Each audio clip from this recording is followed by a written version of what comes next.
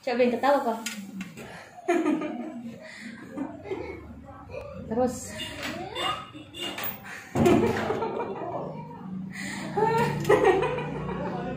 Terus. Lagi.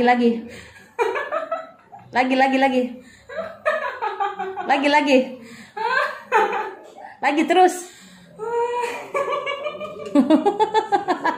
Oke. Oke, cukup. Nah, itu yang kumaksud. Bisa kau tularkan ketawamu ke saya. Waktu di awal tadi kau coba, sama sekali garing, tidak lucu. Olah rasa sendiri adalah bagaimana keterampilan seseorang itu bisa mengolah rasanya, pikirannya, itu dengan berbagai emosi dan ekspresi. Halo guys, kembali lagi di channel Salapang Art Company. Jangan lupa tekan tombol like jika Anda suka dengan video kami dan tekan tombol subscribe secara gratis. Halo, assalamualaikum warahmatullahi wabarakatuh. Kembali lagi di channel Salapang Art Company bersama aku, Kak Rini. Nah, jadi pada hari ini aku mau sharing tentang pengalaman kemarin nih. Kemarin itu ada junior aku datang ya, junior aku di Kertas Seni. Ya, jadi aku termasuk pendiri di Kertas Seni bersama dengan rekan aku Saldi. Nah, itu sekarang sudah berjalan 9 angkatan. Nah, jadi ceritanya adik-adik Kertas ini mau di LK nih, latihan dasar kepemimpinan 1. Nah, jadi adik Tri ini dia ingin belajar olah rasa. Terus dia memperlihatkan aku semacam teks begitu, tulisan yang menurutku mainstream banget sih. Sangat mainstream. Dia kayak berupa renungan yang waktu aku dapat sejak aku SD ya. Sudah lama banget sih menurut aku waktu SD. Tuh yang kayak gini teksnya. Ketika kamu pulang sekolah dan di rumah kamu melihat bendera putih. Lalu kamu masuk di rumah, kamu melihat rumah kamu itu sangat ramai. Kemudian kamu melihat ada jasad yang terbaring, tertutup kain. Lalu kamu membuka kain itu dan ternyata, sorry iklan motor guys. Dan ternyata jasad itu adalah ibumu telah meninggal. Nah, terus si audiens ini dipaksa untuk nangis gitu dengan memutarkan audio-audio yang sedih, audio-audio yang menyayat hati seperti itu. Jadi maksud aku ya, sebenarnya bisa lah olah rasa kalau kita mau membangkitkan emang perasaan sedih. Nah, jadi bisa digunakan itu, atau kita lihat konteksnya. Ketika mungkin tujuan kegiatan kita itu kita mau anak ini menjadi anak yang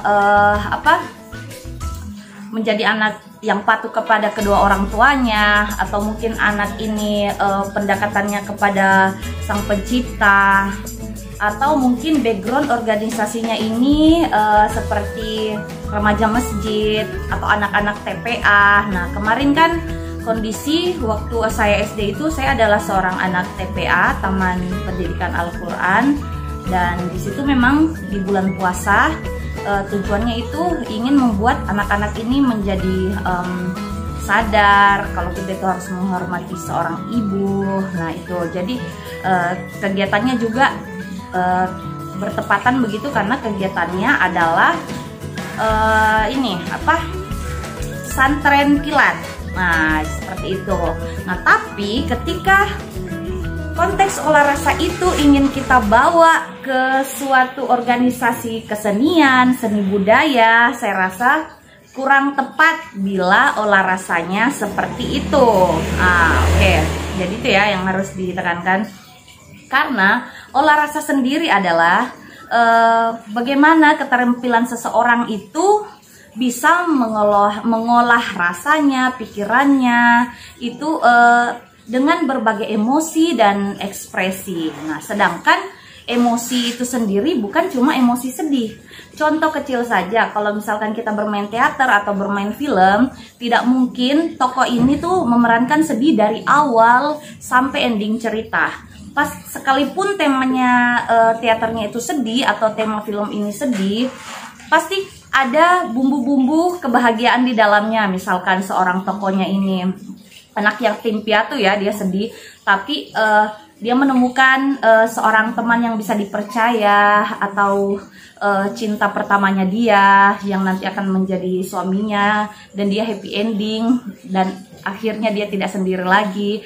Otomatis ada rasa bahagia di dalamnya. Nah, terus bukan cuma itu, ketika semua pementasan seni pasti ada klimaks, ada puncak, pasti akan ada rasa marah. Nah, bagaimana kita mengolah rasa marah itu, bagaimana si penonton nantinya bisa menangkap kalau kita ini sedang marah, jadinya tidak garing begitu, atau mungkin ketika kita sedih, penonton juga bisa ikut sedih. Nah, jadi seperti itu. Jadi bagaimana kita mengemas rasa ini itu di dalam olah rasa. Nah, ini yang saya maksud adalah konteks yang sebenarnya ketika kita ingin mempelajari olah rasa, tapi background kita itu kesenian atau seni budaya. Nah, dan tak lepas dari itu bukan cuma teater ya, menari pun orang harus menggunakan rasa. Nah, kalau kita cuma terpatok dengan renungan, nah menurut aku itu kurang cocok ya. Dan menyanyi pun juga menggunakan rasa, berteater. Nah, jadi kita harus melihat konteksnya. Jadi kalau misalkan seperti katanya kegiatannya itu nanti pengen di opening itu pada jam 7 pagi anak-anak ini dikasih menangis. Oke lah, kalau memang tujuannya seperti itu silakan, tapi jangan bilang ini adalah olah rasa, tapi anggap aja ini emang renungan aja sih. Kalau menurut aku, kalau pengen olah rasa itu betul-betul harus dibuatkan slot, harus dibuatkan misalkan di materi sekian, ini materi khusus olah rasa. Nah, dia harus mempelajari ini. Jadi efeknya ada ketika dia selesai LK, dia jadi tahu nih apapun karakter yang dimainkan nanti, entah itu menyanyi, musik, menari, ataupun berteater, bersastra, dia sudah bisa mengolah rasanya, dan rasanya itu bisa sampai kepada penonton. Oke, nanti saya perlihatkan contohnya seperti apa. Jadi saya akan memperlihatkan waktu si adik teri ini belajar ya. Oke, selamat mencoba teman-teman. Semoga video ini bermanfaat ya. Assalamualaikum warahmatullahi wabarakatuh. Hai. Ayo cepat. Hey, gendong ketawa kakak Tika. Come on. Iya, coba bedeng. Coba yang ketawa kok. Terus.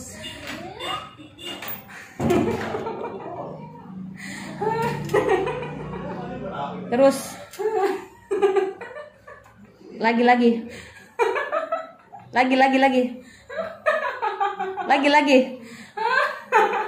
Lagi terus. Oke. Oke, cukup. Nah, itu yang kumaksud. Bisa kau tularkan ketawamu ke saya. Waktu di awal tadi kau coba, sama sekali garing, nggak lucu, nggak ketawa kak. Begitu, jangan sampai pas nanti di depan audiens kok contoh kasih ketawa malah orang nggak ketawa, garing lagi. Setengah-setengahnya kayak malu-malu begitu. Langsung aja mau jaim, kasih total nih. Akhirnya ujung-ujungnya kok rasa toh itu namanya olah rasa. Akhirnya yang tadinya nggak ada lucu sama sekali, akhirnya kok ketawa sendiri dan ada lucu kok rasa di dalam dirimu toh. Begitu, terpancing gitu. Coba sekarang menangis kok. Saya pakai suara kak. Iya.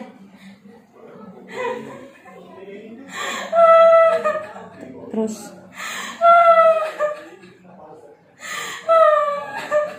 Terus. Terus. Terus. Terus. Terus.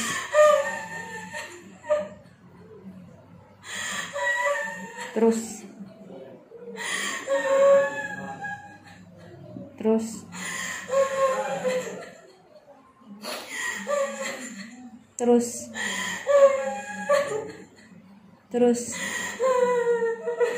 Oke, cukup. Tuh, sampai kide. Akhirnya saya juga sedih Kak, lihat kok. Sedih Kak ya, teh merinding Kak. Jadi tuh bagaimana caranya bisa sampai itu apa-apa. Makanya kemarin yang pas pentas inaugurasi itu, ini yang Mona sampaikan, ini lagi baca puisi. Ceritanya sedih, banyak korban, corona. Tapi cara menyampaikannya ngegas terus, dan kurasa apa ini yang bikin anak-anak tidak sedih Kak, yang lihatlah korban begini COVID-19. Ngaco jadinya, karena dia tidak pahami olah rasa. Akhirnya yang dia sampaikan sebatas di mulutnya, tapi tidak ada rasa yang dia bangkitkan di situ. Nah, jadi olah rasa itu bukan cuma sekedar renungan, dikasih nangis anak-anak, diputarkan audio yang bikin mewek. No, malah terkadang anak-anak bukan dari cara menyampaikanmu, tapi dari audiomu yang bikin menangis Ki. Biasa kan begitu toh.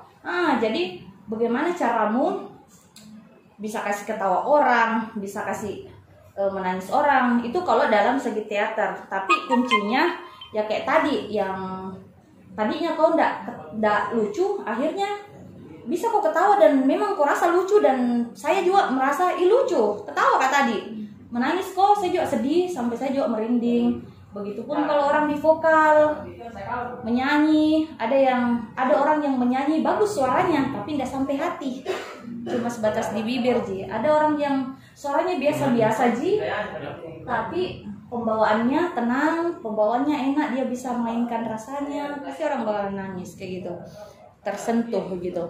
Entah itu bukan cuma lagu sedih, nah lagu-lagu bahagia pun bisa kasih, bisa lagu bahagia pun bisa tervibrasi bahagianya, toh. Kayak lagu-lagu apa ya contohnya? Kayak lagunya apa ya, yang senang-senang, banyak lah, toh. Terus coba kalau heran, coba berdia bilang muka saja apa, tapi heran kok. Coba. Oke. Jadi apa, kalau apa cocok nih, karena apa itu toh apa? Karena kalau heran ini Ji yang dimainkan. Alis kesini. Tadi kok perutkan nih apa? Cocok. Itu nah. Jadi kalau heran seperti itu. Biasa banyak orang ku training toh. Ku suruh bilang apa sedih, apa senang, apa heran. Nah, jadi apa, misalnya dia marah, sedih, dengan kata satu kata Ji apa. Pas heran apa, banyak orang yang tidak mengerti. Jadi ini harus memang mengernyitkan dahi. Apalagi ya, marah. Coba marah kok pakai kata satu kata saja apa? Ya kan itu masih bukan keningnya. Apa? No, belum. Bangkitkan Ki rasa marahmu. Apa? Oke. Lagi total lumayan. Iya, ada apa Ji? Teriak mau kalau mau.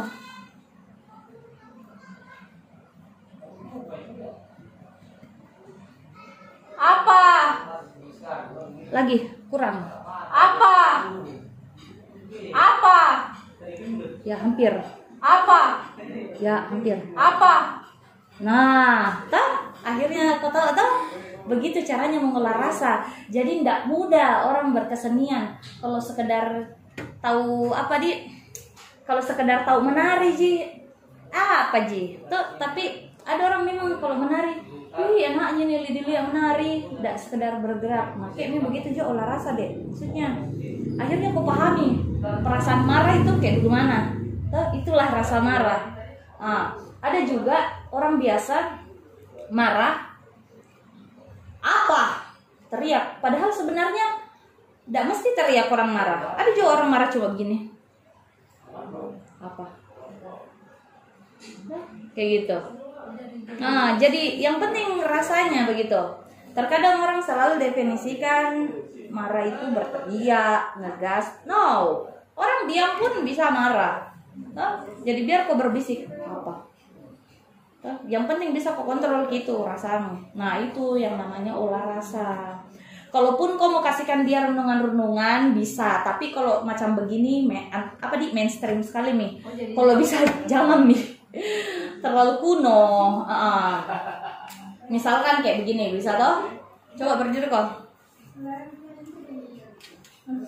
Oke. Coba sayang. Oke, coba nah, tutup nih matamu. Tutup nih matamu nah. Oke, tutup matamu, dengarkan abah-abahku nah.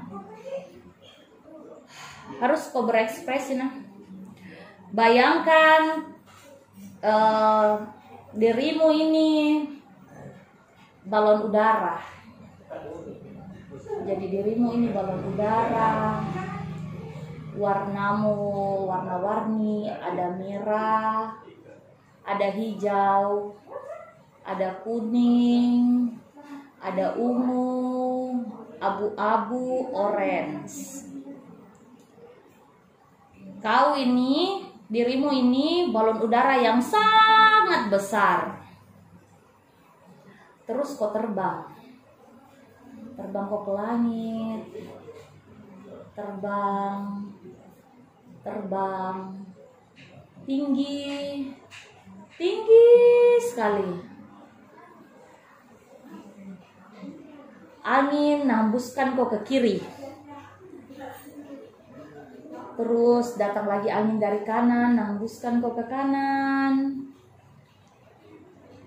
Kemudian ke kiri lagi, sepoi-sepoi. Kemudian ke kanan. Kemudian angin kencang datang. Nah, hembuskan kau ke kanan sangat keras. Terus hembuskan kau lagi ke kiri, sangat keras. Akhirnya balonmu meletus. Dan berlahan-lahan kamu jatuh ke tanah. Oke, sudah? Oke, sudah. Jadi begini. Toh? Kalau orang yang bagus sekali rasanya, kayak dulu saya, waktu saya kasih training orang, ada yang cuma terpaku di tempat, ada yang memang mengekspresikan ke kiri dia ke kiri, ke kanan dia ke kanan, jadi tidak matok di situ. Jadi kalau kau kayaknya masih mau belajar rasa lagi, karena tadi kau kurang mengekspresikan. Nanti kau bisa lihat pesertamu ini, kalau pas kau olah rasa, ada 1-2 orang atau bahkan 10 orang yang betul-betul ngikut ke kiri kita terhempas, ke kanan kita terhempas badannya, tidak mematung di satu titik. Bukan cuma imajinasinya yang berpikir, bukan cuma imajinasinya yang bermain, tapi tubuhnya pun sampai ikut terbawa. Nah itu kuncinya, kayak gitu. Jadi kita bisa lihat nanti ini anak-anak yang mau kasih olah rasa, apakah dia kita bisa tahu tingkatan rasanya. Oh ini anak ini bagus ini. Nanti dia bagus di apapun yang dambainkan, entah itu dia menyanyi meskipun suaranya pas-pasan ya, tidak bagus-bagus amat, entah itu dia main teater, pasti akan bagus seperti itu. Kalau tadi kamu belum bisa pemainkan karena masih sebatas di pikiranmu, belum tereksplor ceritanya seperti itu. Nah, dulu saya juga waktu di training Kak kayak gitu. Sampai sampai terombang-ambing Kak juga, bahkan jatuh Kak ke lantai kayak gitu. Itu saking dalamnya itu dimainkan itu rasa seperti itu. Nah jadi kuncinya supaya anak-anak ini bisa tahu olah rasa yang benar, kamu dulu perbaiki, kasih bagus dulu tuh. Kayak tadi kan kusuruh kok ekspresi marah, tidak langsung kok dapat. Pokoknya ini pelajari dulu sebelum LK tuh, supaya kalau kau kasih contoh anak-anak marah ya marah, ketawa ya ketawa tuh. Jangan sampai nanti pas di depan audiens bukan. Misalkan tuh kau kasih contoh pakai kata apa, nah itu yang harus kebangun adek. Cukup singkat, segini doang, olah rasa. Segini aja. Tapi mengenai teksnya itu Kak. Ini kau masih mau buat teks seperti ini, ya buat terserah. Cuma menurutku kalau begitu mainstream banget nih. Tapi kalau mau kau buat kayak begitu ya terserah kau, pilihanmu. Cuma kalau saya karena menurutku ndak ngefek kasih menangis orang. Yang efeknya ini tuh kemana? Efeknya itu dia akan ingat ibunya. Terus dia akan pulang minta maaf sama ibunya kalau yang berani minta maaf. Itu doang, tapi keseninya apa? Untuk seninya. Tuh, beda karena beda ini anak-anak dia olah rasa tapi pakai konsep renungan. Padahal olah rasa ndak melulu kasih menangis orang. Bahagia juga rasa, ketawa juga rasa, marah juga rasa. Nah, kayak misalkan contoh kecil saja menyanyi di ref pasti akan ada nada tinggi, ndak monoton, nadanya flat. Begitu terus dari awal datar. Pasti kalau di ref ada nada tinggi, ada teriak. Misalkan lagu Celine Dion toh pas di ref, itu pakai rasa itu. Saya ndak flat key ya, apalagi teater. Ndak melulu teater menangis, masa dari awal menangis. Bosan orang nonton tuh. Kayak gitu, makanya kalau kau mau pakai konsep ini ya terserah. Ndak kularang kok, terserah. Cuma kalau kau mau lebih yang ada efeknya ke seni begitu. Nah, dengan itu minta dia tuh diajari anak-anak. Jadi kesannya total kok juga kasih olah rasa karena memang sesuai prosedur begitu, bukan kayak metode renungan. Pernah kau ikut ESQ kah? Gak pernah kayak begitu. Beda ki renungan sama beda ki olah rasa yang sebenarnya. Kecuali kita mau olah rasa sedih yang memang khusus sedih ya bisa. Tapi kalau misalkan olah rasa secara general, secara umum ya harus diubah metodenya begitu. Begitu saya, simpel sekali ya. Tidak panjang sih, segitu doang. Cuma susah sih, agak susah kalau kasih pengaruh orang. Ini gunanya kau dulu yang belajar, kasih bagus ke imajinasimu, gesturmu, penghayatanmu gitu. Oke, jadi Karena dari setiap tahun iya, setiap tahun kayak gitu kan. karena yang Polilka 1 memang kayak tentang orang tua dari Saya nggak tahu di angkatan berapa itu, karena waktu LK saya kan sama Saldi pendiri di Kertas Seni. Dulu kurasa ndak aku kasih begini jalan anak. Ndak tahu dari zaman kapan itu. Kalau dari angkatan Kak, begini orang tua baru yang LK 2 itu tentang perjuangannya. Nah itu dia. Ingat perjuangannya selama ini sampai saat ini. Iya. Terus yang mau dibangkitkan cuma rasa sedih. Nah itu dia. Suku apa dia? Nggak apa-apa lah. Tapi dia cuma mewakili perasaan sedih. Ya itu bagus itu kalau perjuangannya sampai sekarang. Toh di kertas itu lebih nyambung daripada ini lebih cocok untuk organisasi remaja masjid. Masukku karena lebih ke pendekatan ke Tuhan, ke orang tua. Sekalipun memang dibutuhkan semua karena harus berbakti sama orang tua, tak cuma kayak ndak nyambung sih toh sama kesenian toh. Jadinya ini acara apa termehek-mehek kah toh gitu. Dan ini kalau kau mainkan lumayan lama aja durasinya. Kalau kau ambil tadi itu tuh kau yang mainkan ki, nanti kau yang setting ki bagaimana modelnya. Karena saya ndak mau kasih kau kayak apa di ceritanya ini, ndak mau kasih suapi kok. Maksudnya nanti anak-anak kau kasih begini kau kasih begini, ndak mau kak. Tetap kamu kan leader, kamu kan calon leader. Tetap harus kok karena percaya kak sama kau. Jadi nanti tetap kau yang setting anak-anak mau kau kasih bagaimana toh modelnya, tapi dengan pelatihan yang kayak tadi yang kau pelajari. Gitu aja sayang. Tadi mau pertanyakan? Pakai instrumen juga. Nggak mesti Ji. Mesti. Malah gagal kok kalau misalkan mereka menangis cuma karena dari instrumen. Kegagalanmu itu kayak itu yang kalau baca teks begitu gagal Ki, karena nggak berhasil Ki, karena terlalu takut Ki, tidak menangis Ki, akhirnya kita pakai instrumen. Aduh, gagal dong. Yang waktu LK2 termasuk kayak gagal. Dengan sedikit sekali. Terus nanti sebelum kau mulai olah rasa, tetap kau harus ini sama panitia, kayak misalkan tetap kau minta bantuan apa yang mau kau dibantukan, misalkan jadi nanti kau ndak kewalahan karena kan banyak ini, berapa orang nih?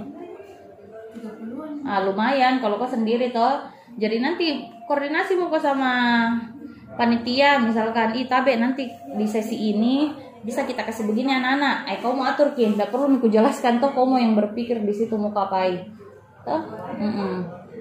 jadi nanti ndak kewalahan kok kayak gitu. Kayak misalkan mau kau instruksikan Ki berdiri, tanya mi panitia nanti bantu anak kasih aturan anak misalkan kayak gitu aja sayang. Jadi Syada? Iya.